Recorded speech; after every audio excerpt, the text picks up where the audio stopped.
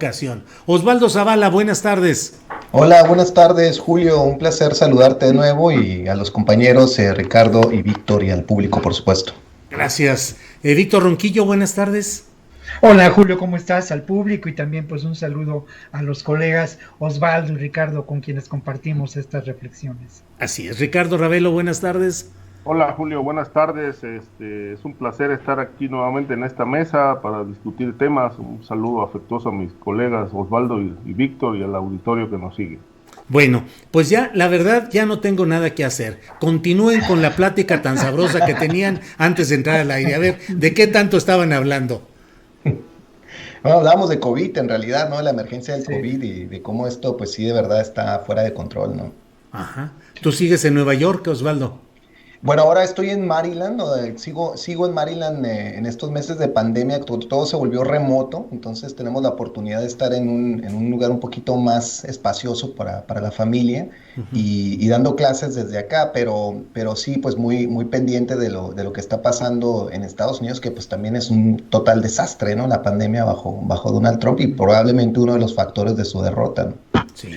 Sí, y yo hablaba un poco de lo que está pasando en la Ciudad de México, donde lamentablemente también las cosas parecen fuera de control. Y luego lo otro, hay algo que no, bueno, se ha medido mucho lo que podemos considerar también el impacto económico, ¿no?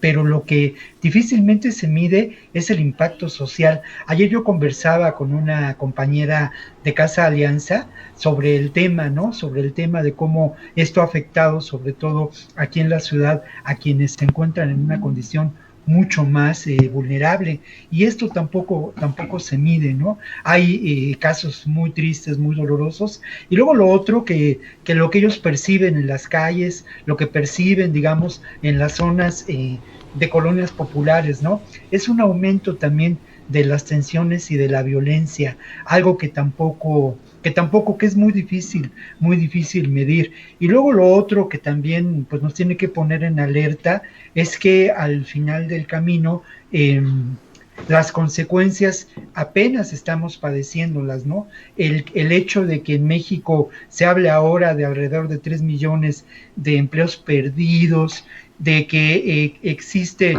un número creciente de sobre todo de pequeñas y medianas empresas que están por cerrar, es de veras muy preocupante, ¿no? Y ante todo eso, también la condición y la contingencia personal, donde, bueno, pues nosotros, bueno, en mi caso, lo mismo que Ricardo, pues trabajamos de manera independiente, ¿no? Somos periodistas que de alguna manera también vivimos al día, de tal modo que en mi caso personal, pues esta situación ha afectado mi desempeño profesional y obviamente ha ido en detrimento de mis condiciones económicas y también de las posibilidades de construir proyectos a futuro, ¿no? Se cayeron los proyectos que hacía con la Universidad Iberoamericana.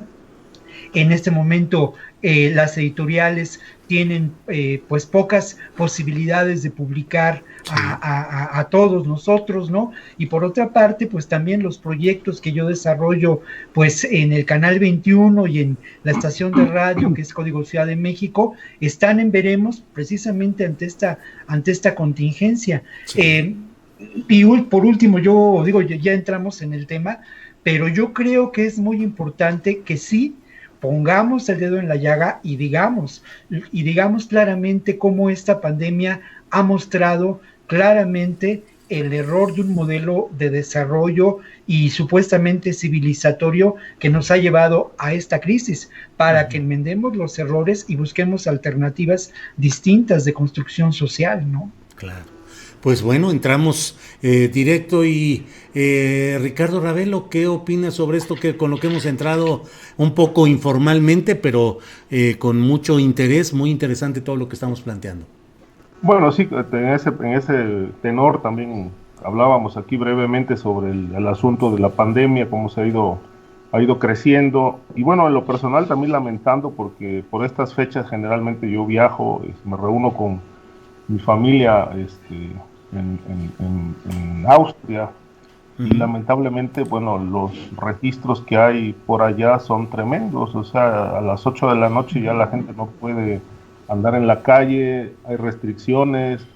los propios austriacos para poder, si van a algún país cerquita, digamos ahí Eslovenia, cruzando la frontera, pues ya de regreso tienen que estar 15 días en cuarentena, y es una medida que se va a extender pues, todo el mes de diciembre, probablemente hasta enero, y bueno, esa parte pues sí, en lo personal, pues sí me pega un poco porque, bueno, está uno distante, solo, digamos, distante físicamente, no emocionalmente, pero es el caso de muchos que en estas circunstancias tienen que pues mantenerse distantes de la familia porque, bueno, los riesgos son muy, muy difíciles, ¿no? Y creo que se abre una posibilidad de solución a mediano plazo con esta vacuna de Pfizer o las que van ya a salir, la China o la de AstraZeneca, pues parece que pues puede ser una solución para frenar esta expansión desordenada del virus del COVID.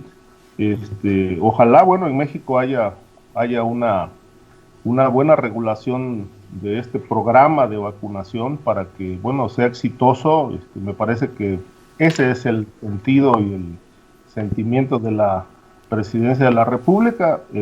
Yo creo que el martes van a dar algunos pormenores de cómo se está organizando esto para, pues, a partir de principios del año 2021 se pueda llevar a cabo una vacunación ya de manera masiva, ¿no? Bien, gracias Ricardo. Pues Osvaldo Zavala, el tema obligado es pues las palabras del presidente López Obrador al cumplirse los primeros 2 años de su gobierno, y en particular Osvaldo, me llamó a mí mucho la atención cuando explicó los diferentes aspectos que ha desarrollado las Fuerzas Armadas, los diferentes ámbitos en los que ha estado colaborando, dice él, y dice que estamos en presencia de un nuevo rol, de un nuevo papel de las Fuerzas Armadas en la sociedad. ¿Qué opinas sobre el mensaje en sí y en particular sobre este tema, Osvaldo?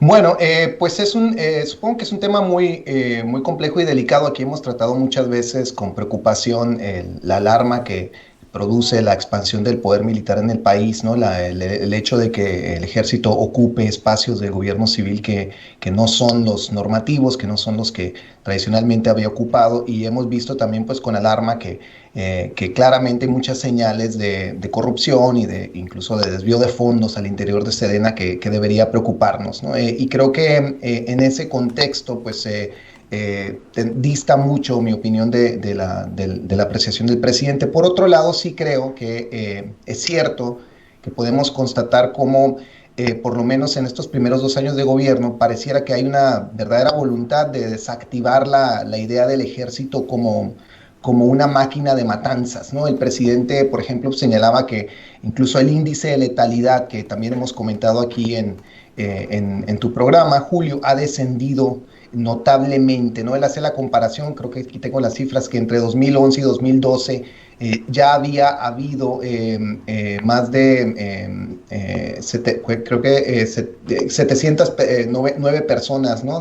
Asesinadas en escaramuzas de las Fuerzas Armadas en los años del gobierno todavía del gobierno de Felipe Calderón, mientras que en este gobierno se habla de 124 personas asesinadas, ¿no? En estos enfrentamientos. Ahora, no sé si tampoco el hecho de que la cifra descienda, pero que siga habiendo estos asesinatos me produzca demasiada tranquilidad. Pero sí creo que es importante notar que podemos probablemente decir que sí hay un descenso en esta cifra delicada del índice de letalidad. Y creo que la vemos además acompañado pues de todo un discurso, de todo un cambio político, ¿no? De cómo se piensa la seguridad.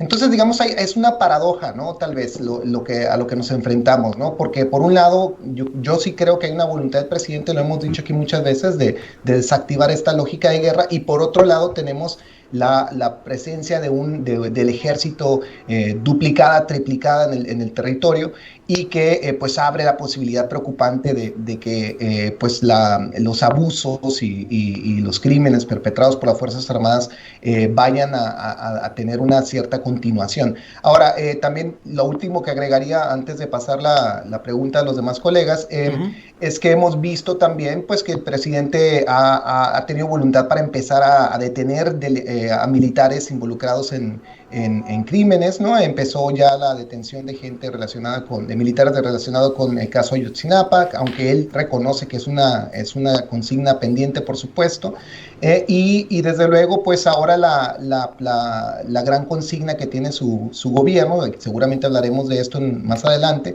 pues es el caso emblemático del general Cienfuegos, pero aún ahí en este tema adelantaría que pues, el presidente parece que él mismo pone la apuesta sobre la mesa. Él habla de que en su gobierno no habrá impunidad, de que nadie estará por encima de la ley, refrendó esto en su informe.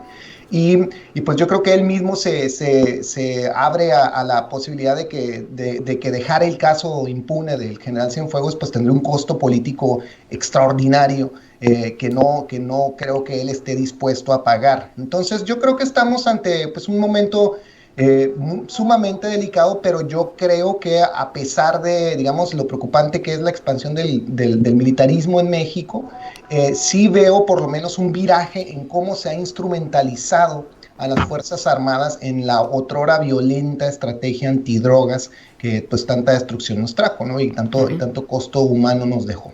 Bien, gracias Osvaldo. Víctor Ronquillo, ¿qué opinas sobre esto, sobre las palabras del presidente en este señalamiento de los 2 primeros años de gobierno y lo que se relaciona pues con seguridad pública, con militares? ¿Qué opinas en general, Víctor? Mira, yo creo que la gran pregunta es si de verdad se sentaron las bases y se está llevando a cabo una transformación en este país.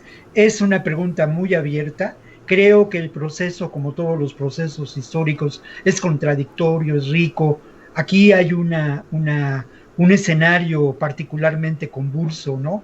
Pero me parece que al final del camino, y si vemos las acciones realizadas por lo que podemos considerar el Estado mexicano, que es la infraestructura, el erario público, la voluntad política, la construcción de un proyecto político que implica políticas públicas y otro tipo de acciones también, me parece que lo que encontramos es una perspectiva y una definición distinta del Estado, ¿no? Un Estado que sí fortalece su acción, que sí se ocupa de la gestión social, que establece una política de atención a los más desposeídos, que prima las acciones políticas para erradicar la violencia y que de alguna manera se propone como fundamento esencial el garantizar una vida digna para sus ciudadanos. Esto no es poca cosa, porque al final de cuentas el antecedente del Estado como este cúmulo, esta organización, esta práctica política había sido el Estado neoliberal, que puede definirse también como un Estado mafioso. Entonces, bueno, ¿cuáles son los obstáculos a vencer? Yo lo he dicho, ¿no? En muchas ocasiones, el principal obstáculo desde mi punto de vista tiene que ver con las alianzas que ha establecido este gobierno, ¿no? Una alianza muy preocupante es precisamente con las Fuerzas Armadas, ¿no? A mí me parece muy interesante la reflexión que planteas, Julio, sobre el nuevo rol de las Fuerzas Armadas. Es deseable, pero no es solamente una cuestión de voluntad política por el propio presidente. A mí me parece que las Fuerzas Armadas en este país no están preparadas para llevar a cabo esta transformación, porque como lo hemos visto, lo hemos señalado y hemos tenido evidencia sobre ello, están sin duda vinculadas no como institución, pero sí con la acción personal y determinante de muchas personas, entre ellas el comandante en jefe de ellas, que era el secretario de la Defensa por abajo del presidente Peña Nieto. Esto no cambia con con buenas intenciones, sobre todo si tomamos en cuenta el antecedente de la presencia del general Cienfuegos. Y aquí me voy a permitir una digresión, colegas, una digresión que tiene que ver pues con lo que podríamos considerar una especulación que incluso puede ser literaria y que no es, digamos, una reflexión propia, sino es de un amigo mío, de Juan Carlos Alsaz, guionista televisivo, investigador, gran escritor, que no ha publicado sus novelas, que me parece son muy interesantes. Lo que dice mi amigo Juan Carlos en relación al caso Cienfuegos es que al final de cuentas, ¿qué explica lo que pudo ocurrir? Y lo que dice mi amigo es que sin duda lo que explica lo que pudo ocurrir es las complicidades que existen del otro lado de la frontera con la gestión y la acción del propio general Cienfuegos. El general Cienfuegos, según esta argumentación de mi amigo, que es válida quizá para una novela, el general Cienfuegos puso condiciones para que esta acción política que terminó pues con su liberación, porque al final de cuentas han pasado 2 semanas y no sabemos qué ocurre, pues tuvo que ver precisamente con lo que el general Cienfuegos tenía como elementos de prueba y que quizá puso sobre la mesa para señalar a espacios, personajes ligados al poder político, a las agencias de Estados Unidos. Es una hipótesis, pues me parece que no necesariamente temeraria, no fuera de la realidad y que tendríamos que poner sobre la mesa. Lo otro, en términos de la seguridad, para concluir, quizá me extendí demasiado, pero para concluir, no hay duda de que a pesar de la voluntad política, a pesar del cambio de narrativa que hemos señalado aquí, deja mucho que desear el tema de la seguridad en este país. Hay una estrategia que yo he valorado y que creo que tiene que ver con contemplar las razones sociales de la violencia, pero sin duda la realidad está ahí y se impone día con día con eventos como los ocurridos en Guanajuato, en Michoacán, en todo el país, lamentablemente, ¿no? Muy bien, Víctor, muchas gracias. Ricardo Ravelo, ¿qué opinas sobre este mismo tema, por favor? Mira, quiero digamos, creer que hay una voluntad política en la persona del presidente López Obrador de realmente, pues, investigar y, en todo caso, castigar los hechos que se le imputaron al general Cienfuegos. Aunque también me ha llamado mucho la atención que el silencio de la Fiscalía General de la República. No aparece el fiscal para darnos pormenores de esta investigación. Quiero pensar que está en curso, que están ahondando en el expediente de la DEA, que por lo que conocemos es rico en evidencias. Y decíamos la semana pasada, creo que los abogados del general pues estaban deslizando por ahí hipótesis en el sentido de que las evidencias, que en este caso no son menores, sino son grabaciones, son mensajes telefónicos, entre otros, que le fueron captados al general, pues en México no tendrían validez porque pues no media una orden judicial para que esto se llevara a cabo. La DEA no sabemos de cuáles fueron los métodos para obtenerlas. Entiendo que, bueno, actuaron de manera muy libre, como suele ocurrir desde hace muchos años en México, para investigar al general. Intervinieron sus teléfonos, conocieron el entorno en el que se estaba moviendo, con qué personajes estaba dialogando, y en paralelo también estaban investigando al cártel H2, y ahí con un cruce de información, según infiero, pues se dieron cuenta quién era el padrino, el personaje conocido como el padrino, que se refiere obviamente a la persona del general Salvador Cienfuegos, pero que en este momento todavía no tenemos, lamentablemente, información como para poder inferir qué puede pasar con el general. La mayor parte de las voces se inclinan a que va a ser liberado y que pues va a ser cobijado con el manto de la impunidad. En realidad no lo sabemos, es decir, estaríamos adelantando un juicio que quizá más adelante pueda derrumbarse.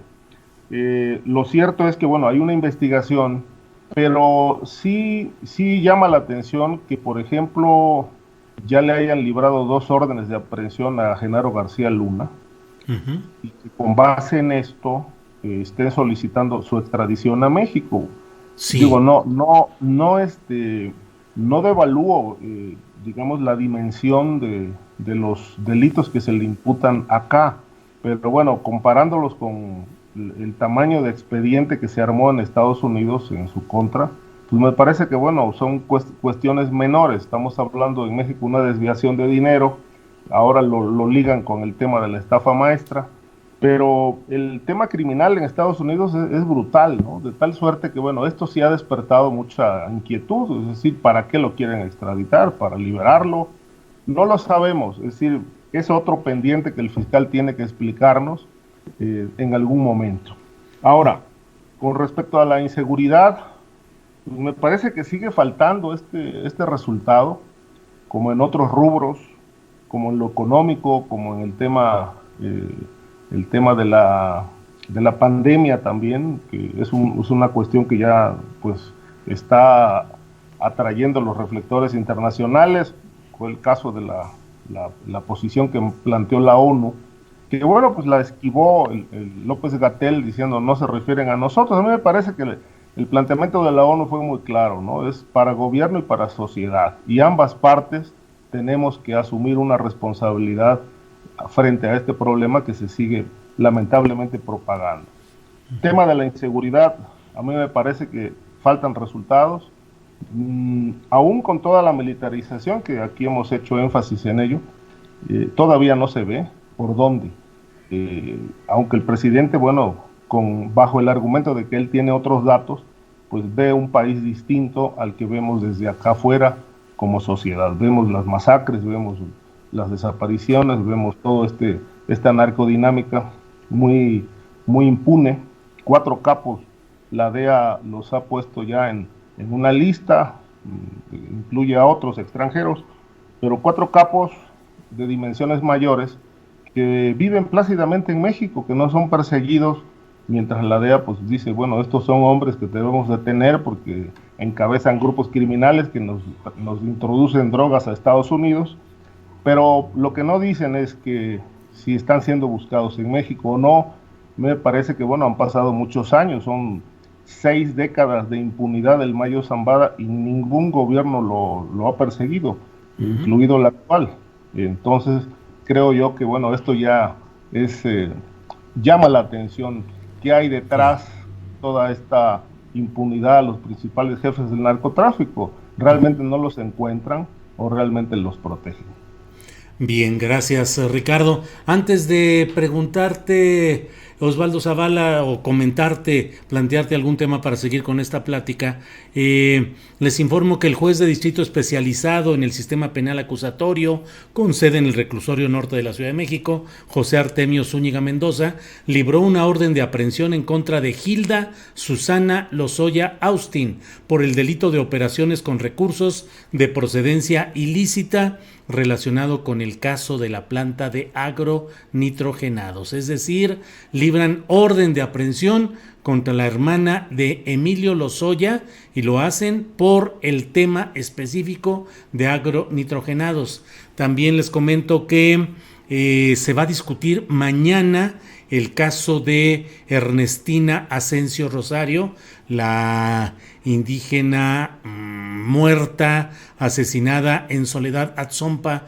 Veracruz, en 2017, mujer de 73 años, y de lo cual se acusó en su momento a las Fuerzas Armadas, al Ejército Mexicano, durante los gobiernos de Fidel Herrera Beltrán en Veracruz y de Felipe Calderón Hinojosa a nivel nacional. La Comisión Interamericana de Derechos Humanos va a tocar el tema mañana viernes de manera pública. Pues son temas interesantes. Osvaldo Zavala,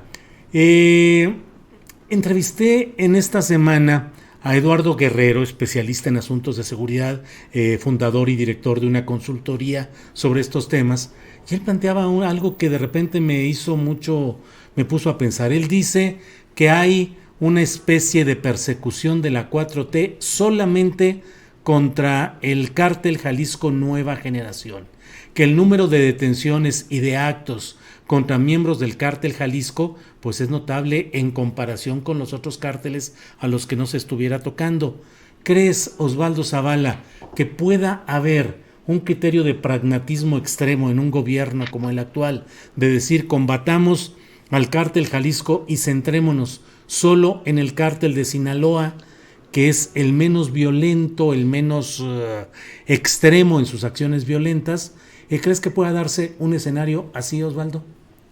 Bueno, espero que no, pero no, tampoco creo que tenemos suficientes datos para afirmar lo que dice Eduardo Guerrero. Por lo menos yo no los he visto de ese modo, ¿no? Yo no creo que haya una tendencia a discriminar en ese sentido. Lo que también creo es que el cártel Jalisco Nueva Generación, o el llamado cártel Jalisco Nueva Generación, es un fenómeno profundamente distinto, ¿no? Me parece de estas otras narrativas del narcotráfico que hemos tenido antes, ¿no? El llamado cártel Jalisco Nueva Generación actúa como un grupo paramilitar, ¿no? Con todo este armamento, ¿no? Estos tanques, estas demostraciones de poder.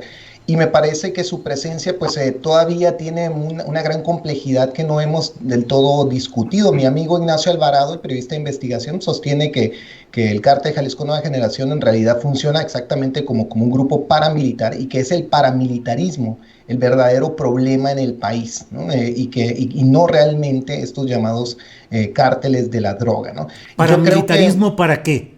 Bueno, es que esas son las grandes preguntas, ¿no? Es decir, no me queda tampoco a mí del todo claro cómo entender realmente esta realidad paramilitar, precisamente porque no tenemos gran información al respecto. Lo que tenemos es mucha discursividad, ¿ves? O sea, sabemos, se nos dicen cosas del cártel Jalisco, como pues que es el gran grupo de traficantes, etcétera, que lava dinero, que mueve, que tiene presencia en quién sabe cuántos países, etcétera.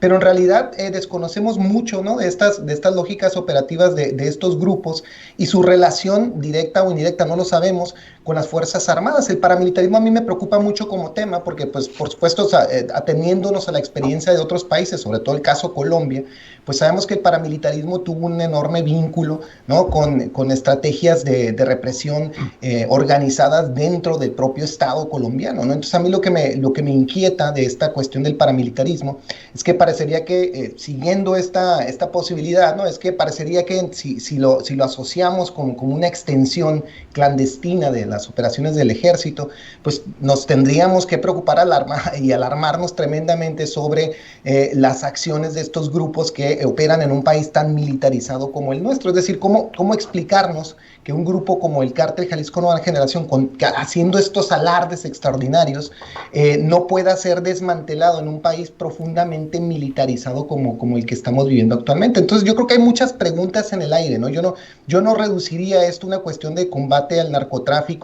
Yo creo que yo he insistido en esto constantemente. Yo creo que el problema de seguir pensando en que hay un combate al narcotráfico, lo único que abona es a continuar la agenda estadounidense en el país, que es la de mantener el ejército vinculado a estos operativos antinarcóticos, el de hacer un gasto público enorme, Estados Unidos participando ampliamente el negocio de la guerra contra el narco, y que además pues nos hace un horizonte que ya conocemos, que ya hemos pasado por ahí, y que ni reduce el tráfico de drogas, ni el consumo, y ciertamente no para la violencia, sino que la exacerba, ¿no? Entonces yo creo que, tomando un poco lo que decía hace un momento Ricardo, ¿no? Cuando la DEA reposiciona a estos traficantes mexicanos, ahora Caro Quintero está ¿sí? a la cabeza de los más buscados, con una recompensa de $20 millones. Pues a mí lo único que me dice eso no es que el presidente López Obrador se niegue a atacar al cártel de Sinaloa o a estos viejos traficantes como Caro Quintero, sino que más bien la DEA lo que está haciendo pues es volver a su vieja caja de trucos, ¿no? Es decir, a tratar de repoblarnos este organigrama, este retablo de indeseables traficantes a los que hay que estratégicamente combatir. Y a mí me inquieta mucho todo esto porque creo que pues la DEA está muy incómoda y muy desconcertada, porque yo creo que el presidente López Obrador, y yo creo que esto es un acierto del presidente López Obrador, está replanteando la lógica de la guerra contra el narcotráfico. Es decir, se ha negado a continuar el guión preestablecido, dictado por Estados Unidos, y en cambio está, digamos, de una manera mucho más estratégica, yo creo, pues pensando el problema de la militarización antidrogas, ¿no? Yo no sé si esto ha dado buenos resultados tampoco, ¿no? Tampoco estoy dispuesto aquí a decir que ha tenido un gran éxito. Yo creo que es muy preocupante el alza de homicidios, que no pare el repunte de homicidios, el propio presidente lo reconoció en su informe, pero ciertamente creo, Julio, que no tenemos ya ninguna razón para seguir pensando que el combate al narcotráfico debe ser la primera agenda del país. Yo creo que eso es absurdo, es ridículo, es contraproducente en la historia inmediata del país, y además tenemos suficiente información incluso para pensar que el narcotráfico como fenómeno es un problema que debería ser por lo menos considerado no de emergencia nacional, sino un problema de salud pública, un problema policial serio y muy grave, pero que no debería de estar dentro de este imaginario de combate, de guerra, de estado de sitio, ¿no? De verdad nos preocupa lo que haga Caro Quintero, en serio. Es decir, por mucho que se nos instigue este vocabulario y estas historias que se cuentan ahora de que Caro Quintero está en Sonora, está en Chihuahua, está en todas partes, parece el gran comodín, me parece que tenemos que verdaderamente pues plantear una propia política de seguridad. Entonces yo lo que entendería del comentario de Eduardo Guerrero, en todo caso, es que probablemente el presidente, a lo mejor equivocadamente, pero creo que el presidente está planteando un nuevo proyecto de seguridad, una nueva lógica, una nueva agenda de seguridad. Y esa agenda no incluye el combate al narcotráfico como antes se hacía, y yo creo que eso es probablemente un acierto. Bien, gracias Osvaldo. Víctor Ronquillo, Eduardo Guerrero dice en su artículo publicado en El Financiero, dice, de acuerdo a un nuevo monitoreo realizado por Lancia Consultores, de las personas que de enero a octubre de este año fueron detenidas y puestas a disposición de la autoridad y que los medios identifican como integrantes de alguna organización criminal, 309 son presuntos miembros del cártel Jalisco Nueva Generación, es decir que cada mes en promedio se arrestó a 31. La cifra es casi el triple a los 10.5 arrestos mensuales de integrantes de ese mismo cártel Jalisco que en promedio se registraron en 2019. En cambio, las detenciones de otros cárteles como Sinaloa, Noreste y la Unión Tepito han permanecido estables o incluso han disminuido. ¿Ves esa posibilidad de que haya una idea de confrontar al cártel Jalisco Nueva Generación, de entregar el Mencho a Estados Unidos y dejar al cártel de Sinaloa como dominante, Víctor Ronquillo? Mira, yo creo que esta fue una estrategia seguida por anteriores gobiernos, ¿no? Y hay demostración de esto en diferentes datos. Yo no lo veo así. Creo que más bien tiene que ver con la expansión de esta organización criminal llamada Cártel Jalisco Nueva Generación. Me parece que esto es de alguna manera establecer que las cosas no han cambiado demasiado, ¿no? Una pregunta que valdría la pena hacernos, si de verdad las cosas no han cambiado demasiado y si la guerra del narco ha sido, más allá del discurso político, interrumpida como tal. Creo que la captura del Marro nos deja ver que se ha actuado en relación a una dinámica diferente, ¿no? Creo también que este planteamiento dejaría de lado elementos centrales de una estrategia que sí contempla el problema de la violencia y de la seguridad pública desde una perspectiva diferente y que tiene que ver sin duda con una serie de estrategias vinculadas a lo social. Ya aquí yo he hablado de cómo se ha atendido lo que podemos considerar causas sociales de la violencia, no solamente a partir del otorgamiento de becas a los jóvenes, que en buena medida está bien que se haga, es muy importante que se haga, pero también se ha atendido en términos de lo que podemos considerar la instauración de universidades públicas en estados como Sinaloa, como Tamaulipas, como Baja California. Esto obviamente son tareas a largo plazo, lo que también nos deja ver que el asunto de la inseguridad y de la violencia aquí se contempla de un modo diferente.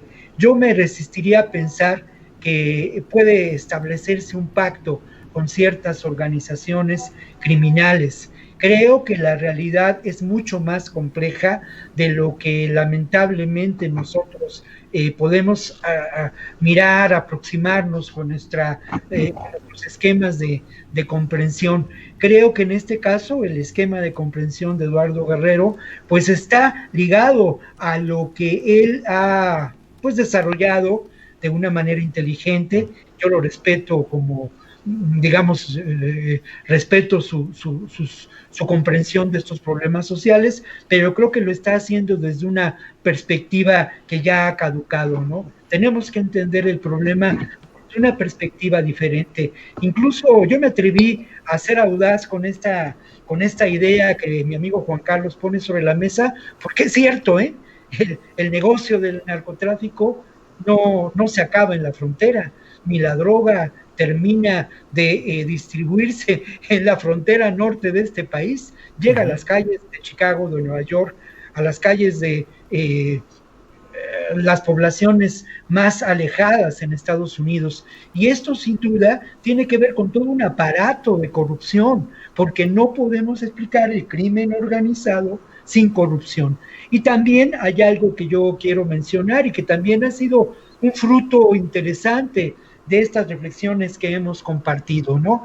Bueno, no hay duda de que la estrategia de la guerra contra el narco es una estrategia que genera beneficios económicos, ¿no?, a la industria militar en Estados Unidos, pero también genera control político determinante en una perspectiva geopolítica, y en una perspectiva geopolítica donde hay una dinámica de competencia por los recursos naturales, sobre todo por los recursos energéticos. Ya lo mencionábamos, y tampoco es una especulación para una novela que yo procuraré escribir sobre el litio, pero la presencia de Caro Quintero tiene que ver con digamos, con el derecho de piso que cobran las mineras, tiene que ver con el control del narco y de los indocumentados en esa zona de Chihuahua, y esto tiene que ver también pues con el posible uso político, ¿no?, de estos personajes. Y agrego algo que ya también hemos puesto aquí sobre la mesa: el crimen terrible, doloroso de que fue víctima la familia Levarón, pues lo que ha permitido es una militarización, un control político de esa zona donde existe uno de los principales yacimientos de litio en el mundo. Entonces, sí, creo que tenemos que acceder a nuevas perspectivas teóricas, a una visión crítica diferente y renovar patrones para contemplar este problema, poner sobre la mesa ideas, ¿no? Sí, bien, gracias, Víctor Ronquillo. Ricardo Ravelo, ¿qué opinas sobre este tema, por favor? Mira, Julio, bajo esta lógica que plantearon mis compañeros, yo diría que este ángulo es interesante, digamos, para Estados Unidos, para la lógica criminal de Estados Unidos, el enemigo tiene que ser muy poderoso. Y en efecto se ha notado esta tendencia a inflar a los personajes, es decir, tienen que ser extremadamente poderosos para que esta lógica pueda surtir efecto en México. Es decir, para ellos la guerra contra el narcotráfico es un negocio también, porque lo mismo le venden armas a los cárteles que al propio ejército mexicano. Hay que verlo también desde esa óptica, ¿no? Ahora, la política de Estados Unidos, sin embargo, es la que se sigue imponiendo a nivel continental, nos guste o no nos guste, ¿no?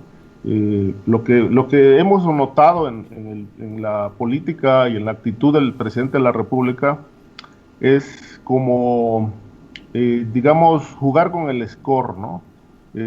Ha habido 2 o 3 llamados del gobierno de Estados Unidos en el sentido de que no hay una política antidrogas definida. Esto ha sido objeto de críticas, justamente porque con base en lo que decía Osvaldo, se ha tratado de desarticular la vieja estrategia de la represión frente al crimen organizado, que es una realidad, y la lógica de la prohibición en el terreno del consumo de drogas, que lamentablemente es una discusión pendiente en el Congreso, que es un factor importantísimo que podría desactivar varios engranajes. La corrupción, por un lado, porque mientras siga... de la marihuana, ¿no? Exacto. Por Sobre todo ejemplo, hablando mientras... irónicamente con Caro Quintero, ¿no? Porque Caro Quintero finalmente pues era un líder de un negocio de marihuana principalmente, ¿no? Y es lo que me parece más gracioso, que la DEA siga haciendo este escándalo por un tipo que tenía pues principalmente un control de la marihuana en el norte del país. Entonces estamos hablando de alguien que ahora actualmente pues sería un gurú, ¿no? De los hipsters en California, ¿no? Entonces esa es parte de la ironía, ¿no? Perdón que te interrumpa, Ricardo. Sí, y bueno, y obviamente la liberación de Caro Quintero sí fue un negocio, porque bueno, con una argucia legal lo pusieron en la calle en 2013, pero y 2 años después le libran una orden de aprehensión y ya no lo encuentran. Eso también, bueno, hay bastante sospechosismo en eso. Pero bueno, decía que esta discusión en el Congreso para la liberación de todas las drogas, porque ese fue el proyecto original, según planteó el propio presidente, lo planteó también el representante ante la ONU. La idea es, bueno, liberar todas las drogas blandas y duras, pero es una discusión que pues lamentablemente se quedó ahí trunca por la pandemia o por otras razones. Y que debe retomarse justamente porque, digamos, debe retomarse porque ya en otros países se ha liberado, digamos, en el tema de la marihuana, como decía Osvaldo, pues ya hay toda una industria alrededor de los productos que derivan de la marihuana, aunque justamente en Austria las farmacéuticas están ya oponiéndose a toda esta producción de alimentos, de medicinas, que derivan de la marihuana, y ya ha generado una guerra comercial, y ya llevaron, entiendo, a discusión ante el Parlamento si realmente se debe continuar con la producción de medicinas que derivan de la marihuana, porque a ellos les está robando mercado, ¿no? Bueno, en ese terreno están allá. Aquí no empezamos todavía ni siquiera a discutirlo. Respecto de lo que decía el entrevistado sobre la persecución al cártel de Jalisco, a mí me parece que no es tal, ¿no? Es decir, lo que sí es evidente es el crecimiento exponencial de esta organización criminal, no de ahora, sino de hace por lo menos una década. Este grupo viene de manera permanente ocupando territorios, ya en Guanajuato, ya en Quintana Roo, ya en Yucatán. Es decir, lo último que yo leí sobre esto es que es la organización criminal que ya ocupa un segundo lugar a nivel del continente, que en México tiene un corredor tan amplio como, por ejemplo, dominar muchas actividades delictivas desde Quintana Roo hasta Baja California. Y en este tramo inmenso que atraviesa toda la República Mexicana, pues se han puesto en marcha actividades como la extorsión, como el robo de combustible, como la venta de protección, el cobro de pisos, y me parece que, bueno, yo no le podría llamar persecución al hecho de que después del atentado contra García Harfuch, que se le atribuyó a este grupo criminal, pues el cártel de Jalisco ya esté afincado en la Ciudad de México, según lo reconoció a Alfonso Durazo antes de salir de la Secretaría, y lo han reconocido también las autoridades de la Ciudad de México. Entonces, a mí me parece que no hay tal, es decir, el gobierno de López Obrador no se ha significado por perseguir a ningún grupo criminal. Es decir, en 2 años de gobierno hay solamente 2 detenciones de delincuentes importantes que los detuvieron por accidente. Es el que detuvieron por accidente fue el caso de el Carrete, que operaba en Morelos y Guerrero, y el caso del líder del cártel Santa Rosa de Lima, el Marro. Uh-huh. Pero fuera de eso, en realidad la mayoría de los grupos que están identificados por Estados Unidos y por las autoridades mexicanas como grupos criminales, pues no son perseguidos. Ahora, esto no quiere decir que no se esté haciendo nada, ¿no? Me parece que la lógica actual del gobierno es mantener una actividad de crimen organizado sin violencia. Es decir, privilegiar el negocio del tráfico de drogas sin violencia, como ocurre en otros países, como ocurre en Colombia, como ocurre en muchos países de Europa, donde hay una delincuencia organizada adherida al poder, controlada, que sigue sus actividades, que sigue lavando dinero, que sigue exportando drogas, pero que no genera violencia de alto impacto. Y a esto han apostado muchos estados, muchos gobiernos del mundo. El caso Colombia, que lo tenemos en el continente, es un caso significativo. Es decir, los cárteles emblemáticos colombianos como Medellín o como Cali, pues ya desaparecieron o por lo menos se pulverizaron, pero de estas raíces surgieron pequeños ramajes que siguen la misma actividad criminal que es tan boyante como la de antaño. Siguen exportando droga, ya no lavan el dinero en Colombia, ya no son vistos como hombres poderosos porque hay un bajo perfil, pero la actividad criminal se mantiene, la actividad de tráfico de drogas se mantiene y la tolera, la consiente el Estado colombiano. Me parece que esta es la dirección que podría llevar la política que está implementando López Obrador. Bien, gracias. Gracias, Ricardo Ravelo. Osvaldo Zavala, vienen elecciones en 2021. Habrá, entre otras, las elecciones en el propio estado de Tamaulipas, por ejemplo. El gobernador actual, Francisco García Cabeza de Vaca, ha sido señalado por la Unidad de Inteligencia Financiera de que habría acumulado bienes por ciento y tantos millones de pesos, 104 millones de pesos, que estarían por encima de los ingresos que él percibió. Se le ha mencionado en otros actos de presunta corrupción. ¿Qué hacer ahí? ¿El Estado debe quitar a esos gobernadores? ¿Se puede elegir sensata y esperanzadamente a un gobernador para un cambio en estados como Tamaulipas, o todo está permeado y condicionado a los arreglos con los grupos del crimen organizado?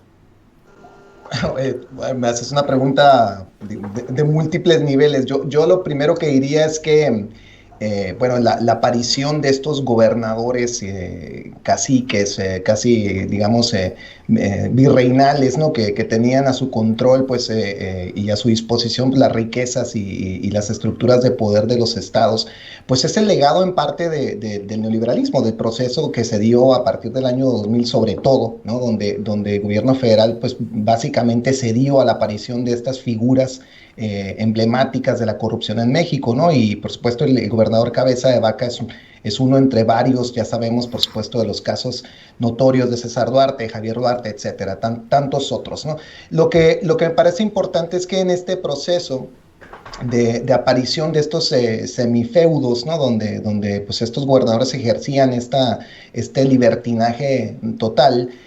Ahora, curiosamente, son algunos de ellos los que articulan esta supuesta alianza federalista, ¿no? Es decir, esta aparición de esta resistencia justamente a un orden federal que limitaría pues su capacidad de agencia, pero además la figura de Cabeza de Vaca, y es por eso también muy interesante este caso, vincula muchos de los fenómenos de violencia y de extractivismo de los que hemos hablado actualmente, ¿no? Hacía Víctor el comentario de cómo pues la aparición de gente supuestamente de Caro Quintero en el norte, ¿no? La masacre de la familia de Levarón, la lamentable masacre, pues ha permitido por lo menos el reforzamiento de la militarización en el país. Lo mismo ha ocurrido en estados como Tamaulipas, donde en medio de una enorme corrupción endémica, pues esta descomposición del tejido social ha sido instrumentalizada para el saqueo y para la extracción, sobre todo de gas natural en ese estado, donde está una de las más importantes reservas de gas, y esto lo ha documentado pues ampliamente el periodismo en México y la academia dentro y fuera de México también. Yo leí el libro de referencia que siempre recomiendo, es el de Guadalupe Correa Cabrera, Los Zetas Inc., donde pues ella lo que propone es que más allá incluso de figuras como la de Cabeza de Vaca, lo que tenemos es una estructura mafiosa, un pacto, ¿no? Político, empresarial, transnacional, que instrumentalizó la violencia para facilitar la extracción de recursos naturales. Es decir, ahí donde más se repuntó la violencia en las zonas donde más despojo territorial hubo, pues es donde estaba pues, supuestamente, documentadamente quiero decir, pues el acceso al gas natural y donde se desarrollaron estos enormes megaproyectos para la extracción y donde participaron empresas transnacionales como Exxon, Chevron, ¿no? Sempra Energy, de las que ya hemos hablado antes. Entonces yo creo que tenemos que ver incluso pues más allá del personaje, ¿no? Tenemos que ver a lo de García de Vaca como un síntoma de esta enorme oportunidad mafiosa que representó el neoliberalismo por más de una década en México y que hizo de la violencia y de los usos administrados de la violencia pues una forma para enriquecerse y para facilitar el saqueo del país. Insisto, y por eso es que hay que conectar siempre estos eventos digamos, con otras zonas de la política presidencial del gobierno actual. Y entonces cuando hablamos de guerra contra el narco exclusivamente, ¿no? Como una cuestión de un panorama de a ver cuántos capos caen, como hacen personajes como Eduardo Guerrero, que a quien insisto, pues yo puedo respetar su análisis, pero que me parece que es importante llevarlo más allá del simple conteo de capos caídos, ¿no? Para pensar cómo en el caso sobre todo de Tamaulipas, que creo que es uno de los más documentados, la guerra contra el narco está íntimamente vinculada al saqueo de gas natural, ¿no? Yo creo que eso es algo que ha dicho ya un número bastante acreditado de periodistas y de académicos y que creo que pues no se puede negar. Entonces yo lo que propondría aquí pues es que no personalicemos la cuestión de la corrupción, sino que la llevemos a la parte más estructurada que implicó la relación entre seguridad y reforma energética y extractivismo, digamos, como un continuum de la política mafiosa neoliberal. Entonces yo creo que esa es una de las agendas, ¿no? que parece que el presidente López Obrador ha puesto sobre la mesa. Yo no sé si con demasiado éxito, pero por lo menos nos ha llevado a replantearnos cómo gente como Cabeza de Vaca funcionó como estas figuras políticas esenciales para esta transformación del país hacia una política de represión por un lado y por otro lado hacia el saqueo y la extracción de recursos. O sea, Cabeza de Vaca fue parte de los que participó en el voto, ¿no? de la reforma energética y de los gobernadores que desde esa corrupción pues hizo un uso instrumentalizado de la violencia de Estado, ¿no? para el saqueo. Entonces yo creo que ese sería para mí el comentario importante, ¿no? Llevarlo más allá de la persona de Cabeza de Vaca. Bien, pues muchas gracias a Osvaldo Zavala. Víctor Ronquillo, ¿qué opinas sobre ese tema de Tamaulipas y el gobernador García Cabeza de Vaca? A mí me llama la atención y lo he considerado así, lo he señalado en otros momentos, el que estos eventos tengan que ver con el proceso electoral, ¿no?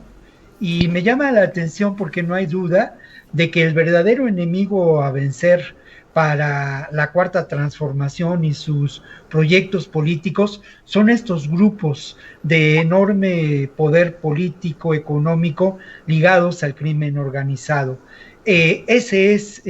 Esta llamada mafia del poder, descrita así hace algunos años por López Obrador, es real. Y estos son algunos de sus personajes, ¿no?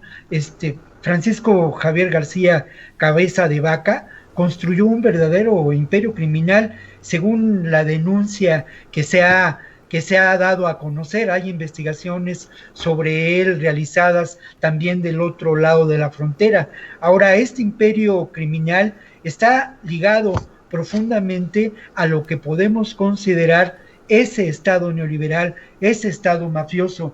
La participación de García Cabeza de Vaca en las gestiones para aprobar la reforma energética son determinantes. Lozoya lo denuncia como uno de los gobernadores que presionaban políticamente y que lo hacían de una manera perfectamente mafiosa, pues, o sea, una gestión criminal auténticamente, ¿no? Ahora, ¿qué ocurre en términos de la propia realidad de Tamaulipas? Es posible que se lleven a cabo elecciones, lo mismo que en Chihuahua, lejos del poder político o aislando el poder político de estos grupos criminales. Me parece que es muy difícil que así sea, ¿no? Porque al final de cuentas estos poderes están ligados a la construcción de pues el dominio político, el control, el gobierno, ¿no?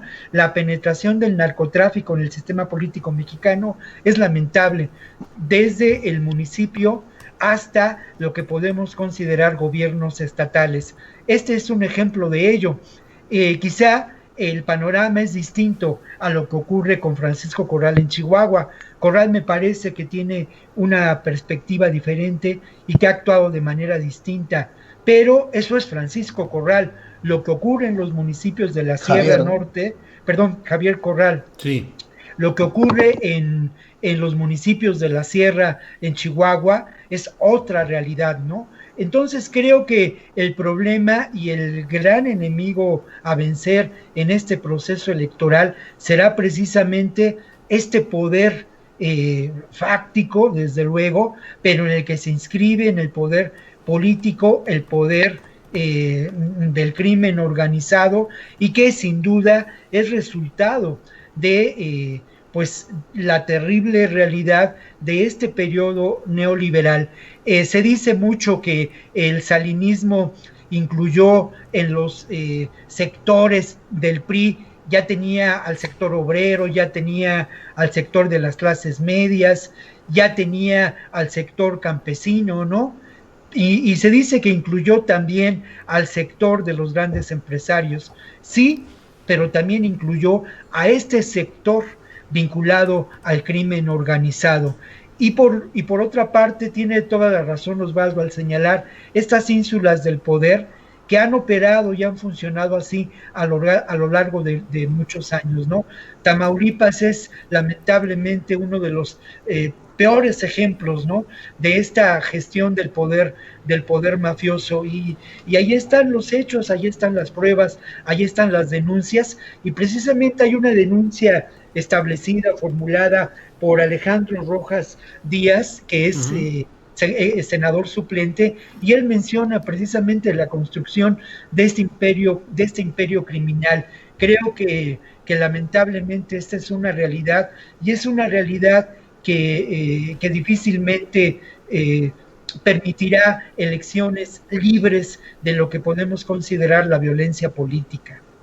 Bien, gracias Víctor Ronquillo. Ricardo Ravelo, se nos acaba el tiempo, son las 3 de la tarde con 3 minutos, pero está el caso del gobernador de Tamaulipas, García Cabeza de Vaca, y un tema que ya no alcanzamos a tratar, Ricardo, el de Alfonso Romo y todas estas implicaciones. Por favor, cierra esta mesa con el tema en los términos que tú desees, por favor. Ricardo. Sí, mira, Julio, el caso de Tamaulipas, bueno, aquí ya hemos abordado en distintos momentos este aspecto de corrupción, de vínculo criminal y político en Tamaulipas. Me parece que sin duda la captura de Eugenio Hernández, la captura de Tomás Yarrington, las investigaciones contra Cavazos Lerma, que bueno, pues ha evadido habilidosamente la acción de la justicia, pues no han significado ningún tipo de aprendizaje sobre cómo hacer política sin corrupción y sin vínculos con el narcotráfico, no solo en el país, sino en ese estado en particular, donde estamos focalizando el análisis. Y brinca ahora este tema de Daniel García Cabeza de Vaca, quien curiosamente... Francisco García Cabeza de Vaca, quien encarceló a Eugenio Hernández por un fraude en la compra de un terreno propiedad del gobierno del estado pegado al puerto de Altamira, de alta plusvalía, que Eugenio mañosamente, digamos, le disminuyó el precio y él se lo quedó. Sin embargo, en esta postura de hacer justicia, de esclarecer todos estos casos, bueno, sí llama la atención ahora la investigación contra el gobernador de Tamaulipas, pero también me brinca el hecho de que, teniendo en Estados Unidos Eugenio Hernández una orden de captura internacional, porque incluso en Estados Unidos hay carteles con la imagen de la fotografía de Eugenio Hernández que dicen se busca, y obviamente el gobierno mexicano no actúa, es decir, no lo extradita, hay una solicitud de extradición, por un delito de lavado de dinero de 30 millones de dólares que no acreditó Eugenio el origen lícito que él alega. Ahora, está el otro caso, hablando de gobernadores, el de Roberto Sandoval, que ya tiene orden de aprehensión, también acusado pues de lo mismo, de corrupción, de enriquecimiento ilícito y de protección al cártel de Jalisco, una investigación también en México y en Estados Unidos. Pero el caso Tamaulipas es emblemático, sobre todo porque ya sería el tercer gobernador o el cuarto gobernador, digamos, tres de manera consecutiva o dos de manera consecutiva que caen en desgracia por esta misma situación. Ahí coincido con lo que decía Osvaldo, ¿no? Es decir, se ha focalizado la atención de la justicia en personajes, pero por otro lado se ha dejado de suelta toda la estructura del crimen que se ha construido durante tantos años en Tamaulipas.